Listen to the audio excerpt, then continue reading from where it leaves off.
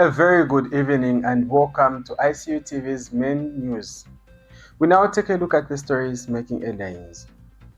ICU trains and certifies artisan and small-scale miners. Government hands over 17 vehicles to boost community service delivery. Luse ranks second best performing stock market globally. In international news, Machado vows to lead Venezuela when the right time comes. In sports news, Copper Queens skippers says team must prepare well for tough Wafcon group.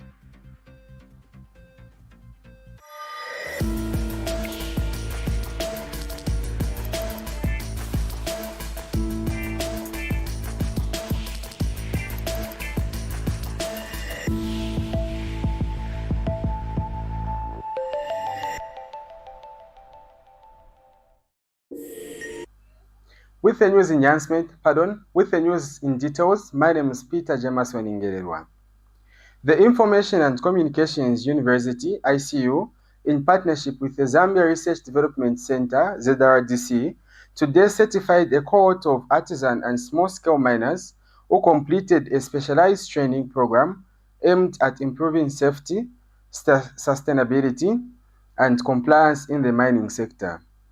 The training covered rock and mineral identification, mining operations and equipment, health and safety, environmental protection, licensing and regulatory compliance, as well as gold exploration. Artisanal and small-scale mining is no longer on the fringes of Zambia's economy. Today, here at the Information and Communications University, miners have been certified with practical skills or aimed at improving safety, sustainability, and compliance in the sector. The training supported by ZRDC is part of the national efforts to professionalize artisanal and small-scale mining and turning it into a key driver of jobs and economic growth. The training program covered rock and mineral identification, mining operations and equipment, health and safety, environmental protection, licensing and regulatory compliance, as well as gold exploration. Unlike conventional academic programs, this training was designed to respond directly to the realities faced by artisanal and small-scale miners across the country. Center for Mining Excellence here at Information Communications University responds to artisanal miners in a unique way. First of all, we bring them on board to train them so that they are well equipped for the field, so that as they go back, they have the skill set, they have got the knowledge in mineral identification, compliance, gold exploration, licensing, as well as just being aware about the Zambian regulations, the Zambian law, so that as they go back, they engage into best practices in terms of mining within their sites where they are coming from. The program also aligns with the government of the Republic of Zambia's commitment to formalize artisanal mining as a strategic pillar for employment creation, rural development, and inclusive economic growth. ZRDC, which supported the initiative, provided significant financial assistance to ensure wider participation. On behalf of ZRDC, it is both our honor and practical pleasure to be here and representing the institution. We are not just attending a ceremony. We are witnessing tangible outcomes of a strategic investment in Zambian human capital and economic backbone. The knowledge you have been gaining throughout these weeks is not just for certificates. It is a toolkit for immediate application and for it to benefit Zambia as a whole. Graduates say the training has equipped them with the confidence and knowledge to operate safely, protect the environment, and comply with mining regulations. It has given me a broad understanding about different types of minings, especially in the small scale mining, and how possible it is for even a normal person, an ordinary person, can mine even without having the full deep equipment that we are used to seeing and we are used to being told. We have been actually trained to detect minerals from rocks, minerals from stones, and other deposits from certain soils or whatever we can call it, using various tools like the XR detector, which is one of the powerful tools at the moment. With research, innovation, and practical training now taking center stage, stakeholders believe the artisanal and small-scale mining sector is set to play a bigger role in Zambia's development agenda. As graduates return to their communities, they are expected to serve as ambassadors of a new mining culture, one that values safety, sustainability, and value addition. Tiambayamba Margaret, reporting for ICU TV News in Lusaka. The Ministry of Community Development and Social Services has handed over 17 motor vehicles to districts across the country in a bid to strengthen service delivery, especially to remote and vulnerable communities.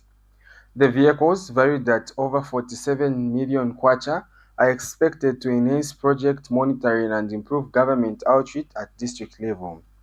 Ministry officials have also urged recipients to take good care of the vehicles, stressing that they are public assets meant to serve the vulnerable. Mishek Mufune has more in the following report. The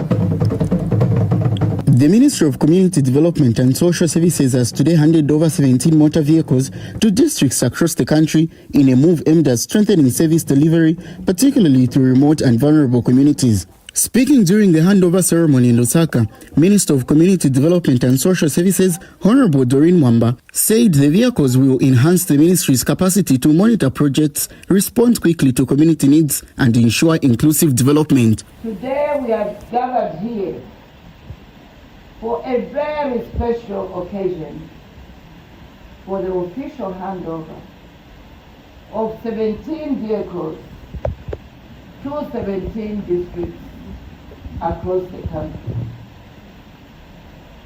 These vehicles, the 17 vehicles, valued at over 47 million kwacha, have been distributed to 17 districts nationwide. The minister emphasized that the vehicles are not merely assets, but tools of service meant to bring government closer to the people. they are indeed instruments of service. They are tools that will help bring development closer to our... She noted that the handover reflects government's commitments to sustained livelihoods, community development, and social protection in line with the vision of President Hakainde Hichilema. Meanwhile, ministry officials have advised recipient districts to take good care of the vehicles, stressing that they are public assets meant to serve the poor and vulnerable communities and must be used strictly to their intended purpose. The recipient districts wish to remind you that this is to enable you do your work efficiently, and that it is your responsibility to ensure that these vehicles are taken care of. The minister further urged beneficiary districts to use the vehicles responsibly and ensure they contribute to improved and quality service delivery. Reporting for ICU TV in Lusaka, I am Mishek. The Lusaka Security Exchange, Luse, has been ranked the Lusaka Security Exchange, Luse, has been ranked the second best performing stock market globally in 2026 and the top performing market in Africa. At the same time, the Zambian kwacha has emerged as the market performing currency in the world. This strong performance has been attributed to improved macroeconomic stability, a stronger local currency, high copper prices, and economic reforms that have restored investor confidence in Zambia's market and institutions. The positive performance is expected to benefit ordinary citizens through increased value of listed Zambia companies, improved pensions fund, and growth in local investments. Increased capital flows are also likely to support production, job creation, and overall economic growth in line with President Hakainde Hichilema's vision of building a resilient and inclusive economy. President Hakainde Hichilema once tweeted, and I quote, "Friends, what will happen over the next 5 years in Zambia will be the greatest economic turnaround in Africa's history." End of quote. Today, history has been made. We are back in the Champions League. Bloomberg has confirmed that the Lusaka Security Exchange, Luse, is currently the second best performing stock market in the world and the best performing in Africa as of mid-January 2026, a remarkable achievement that signals deepening investor confidence in Zambia's future. Key details from Bloomberg talks about 15th January 2026. The Luse All-Share Index has gone up fast and strongly, nearly 17% in United States dollar terms in the first 2 weeks of 2026. Out of 92 stocks exchanges tracked globally by Bloomberg, Zambia ranks second with only Bulgaria ahead. Other markets posting strong double-digit gains include Colombia, South Korea, and Turkey. Within Africa, Zambia leads, with Nigeria's market next best, just around 8% gains. This strong start to 2026 builds on a spectacular 2025 performance. Over that year, the Luse All-Share Index delivered 111.7% returns in United States dollar terms and 67.9% in local currency, making it one of the top performing exchanges on the continent in 2025. What's driving the rally? Several key factors are powering this performance. Number one, exceptional copper prices. Zambia currently Africa's second largest copper producer. In 2025 and early 2026, global copper prices reached sustained highs of a nearing 13,000 per ton United States dollars, injecting stronger earnings into mining, energy, and related sectors listed on Luse. Number two, strong economic growth expectations. The International Monetary Fund projects Zambia's economy to grow by 6.4% in 2026, up from 5.8% in 2025. This particular outlook reflects better energy supply, a rebound in agriculture after previous droughts, and the Minister of Information and Communication, the Minister of Information and Media, the Chief Government Spokesperson, Honorable Cornelius Muitwa, today held a media engagement in Choma District, Southern Province. He had said government has accepted the outcome of the Shawama by-election as a true reflection of the will of the people and the sign of Zambia's growing democracy maturity. Honorable Muitwa stated that the peaceful by-election has strengthened Zambia's image as a stable democracy in the region. He added that the newly elected Member of Parliament is expected to represent the views and development priorities of the people of Shawama at a national level. The minister acknowledged that Zambia is still in a recovery period, but noted progress in debt restructuring under President Hakainde Hichilema's leadership. He said the kwacha has shown increasing stability due to improved economic fundamentals and sound government policies. He further highlighted reforms in key sectors including energy, agriculture, and mining. Honorable Muitwa said energy reforms are promoting alternative power sources. Government has fully funded farmer payments to boost maize production, and the mining sector in rebounding with a target of producing 3 million metric tons of copper. We now take our first break. Stay tuned for more news. Welcome to Zambia, a land of breathtaking natural wonders and diverse cultures, home to the Victoria Falls, one of the 7 wonders of the world. Zambia boasts a rich cultural heritage, captivating wildlife, and a promising future. Zambia is a nation rich in both history and modernity. In the heart of Zambia lies Lusaka, the capital and largest city located in the southern part of the Central Plateau. Lusaka is one of the fastest developing cities in southern Africa. With a population of about 3.3 million, Lusaka is a center of both commercial and government in Zambia and connects to the country's 4 main highways, heading north, south, east, and west. Lusaka has several cultural facilities such as museums and galleries, which include Lusaka National Museum and Henry Tayali Gallery. The city also has several parks such as Mundawanga Environmental Park, Lusaka National Park, and Chaminuka Nature Reserve.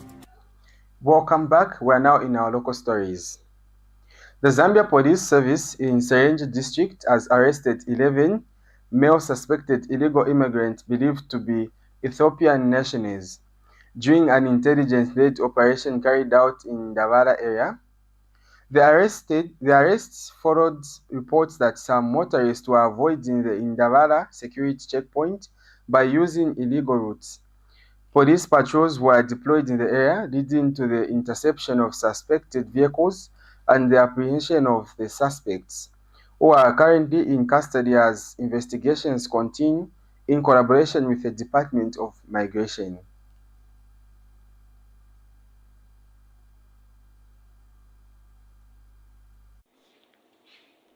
The Zambia Police Service in Serenje District apprehended 11 male suspected illegal immigrants believed to be Ethiopian nationals during an intelligence-led operation conducted on January 14, 2026 from 02 to 18 hours in Indabala area. The operation followed the reports that some motorists were evading the Indabala security checkpoint by using clandestine routes. Police officers were deployed to patrol the area, which led to the interception of motor vehicles suspected of being used to facilitate the movement of illegal immigrants. During the operation, a Toyota Fortuner registration number BCC 6741ZM and a Toyota Quantum registration number CAA 2492ZM were intercepted and 6 suspected illegal immigrants were apprehended. The drivers of these vehicles escaped, abandoning the motor vehicles and the remaining suspected illegal immigrants. Follow-up operations in the same area led to the apprehension of 5 suspected illegal immigrants who were hiding in the maize field, bringing the total number of apprehended individuals to 11, all of whom are currently in custody. Investigations have been launched to trace other suspects and recover 2 additional motor vehicles, a Toyota Makex and an Isuzu, believed to be connected to the incident and currently at large. The Department of Immigration has been engaged and joint inquiries are underway. Thank you. Works at the Sakanya border post are progressing well, with the project currently at 51% completion. The 17-kilometer road from Hillcrest roundabout has been completed, while the toll gate is ready for commissioning. The project is being implemented under a public-private partnership involving the Ministry of Commerce, Trade and Industry, the Ministry of Finance, the Ministry of Infrastructure, Housing and Urban Development, Copperbelt Province, and the main contractor, AVIC. Infrastructure works within the border post have reached an advanced stage, with building, internal roads, and parking facilities reported to be at 90% complete. These developments are part of the efforts to modernize the border facility and improve operational efficiency. The project is progressing steadily despite seasonal challenges. The contractor, AVIC, has so far employed about 400 local people during the rainy season. Plans are in place to increase local employment to about 650 workers during the dry season. The project is expected to be completed by August 2026, which is ahead of the initial schedule. We take another short break. When we come back, we're in international and sports news. Stay tuned. Welcome to the Zambia Research and Development Center, an institution dedicated to national development through capacity building and community development. Established in 2007 by a group of professionals and lecturers, ZRDC has since become a hub of research and innovation in the country. Registered with the Ministry of Home Affairs under the Registrar of Societies, ZRDC pursues cutting-edge research to address pressing social and economic challenges. Get involved. ZRDC engages in activities that stimulate international collaboration, promote knowledge sharing, and make research expertise available to decision makers. Our mission at ZRDC is to foster innovation and capacity building for national development. We believe in addressing poverty and underdevelopment through institutional and capacity building, human empowerment, and gender participation. In our quest to foster innovation and capacity building for national development, ZRDC launched the ZRDC University Sponsorship for Capacity Building and Development Program to facilitate knowledge advancement among ZRDC researchers and those intending to join the research community. Qualified Zambian citizens can pursue education at credible universities in Zambia with guaranteed prospects of joining the ZRDC research community. ZRDC engages in industrial and technological research, covering research development and innovative investigations to drive dynamic industrial development at national and regional levels. Join us at the Zambia Research and Development Center as we continue to innovate, empower, and shape a brighter future for Zambia. ZRDC, fostering innovation and capacity. You are still watching ICU TV Main News. We are now in international news. Venezuelan opposition leader Maria Corina Machado has vowed she will lead the country when the right time comes. Her comment comes a day after she gave President Donald Trump a Nobel Peace Prize medal, calling it a recognition of his commitment to Venezuelan freedom.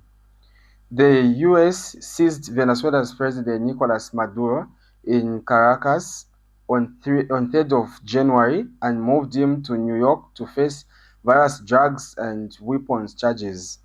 However, Trump has declined to endorse Machado as Venezuela's new leader, saying that she did not have enough domestic support, despite her opposition movement claiming victory in 2024 widely contested elections. We are still watching international news. Pay Services has filed a lawsuit in a U.S. court against the Democratic Republic of Congo, DRC, following a failed banking modernization project. The company claims it invested over $72 million and has alleged that the DRC failed to fulfill its agreed contributions. The lawsuit also accuses government officials of corruption, bribery demand, and obstruction during the project. The DRC government has denied the allegations, stating that the agreements were non-binding and asserting that no misconduct occurred. We take another short break. When we are back, it's sports news. Stay tuned. The Information and Communications University is driving the thrill for the nation in research and development. Enroll now for full-time and distance programs in the School of Engineering, Humanities, Business and Education. To apply, visit our website at www.icuzambia.net or call us on +260 211 221 662 or 0966 342 359. Sponsorship is available. Enroll now. Welcome back. We're now in sports news. Copper Queens captain Barbara Banda has acknowledged that Zambia faces a tough challenge in Morocco 2026 Wafcon draw, but says good preparations can help the team achieve its goals. Zambia has been placed in Group C alongside defending champions Nigeria, Egypt, and Malawi. Banda, who plays for Orlando Pride, emphasized that the team must be ready to compete at a high level to advance in the tournament. Banda described the group as challenging, noting that Zambia faced Nigeria in the previous Wafcon quarterfinals. She also highlighted the strength of neighboring Malawi and Egypt, calling the group a group of death. However, she expressed confidence that the proper preparation, the Copper Queens can progress to the next stage. The 2024 CAF Women Player of the Year and BBC Women Footballer of the Year stressed the importance of qualifying for back-to-back FIFA Women's World Cups. Banda said the team must focus on performing well in Wafcon as it provides the pathway to World Cup qualification. She noted that Zambia must improve on its previous World Cup performance in Australia and New Zealand. Banda added that preparations must start immediately and the team is coming from the off-season. Banda added that preparations must start immediately as the team is coming from the off-season. She called for proper training sessions and friendly games to ensure readiness for the tournament. Zambia will open its Wafcon campaign on the March 18th August against Egypt, followed by Nigeria on the March 21st, and will conclude with a group stage against Malawi on the 24th March. The top two teams from the group would advance to the quarterfinals, with semi-finals earning spots for the Brazil 2027 FIFA World Cup.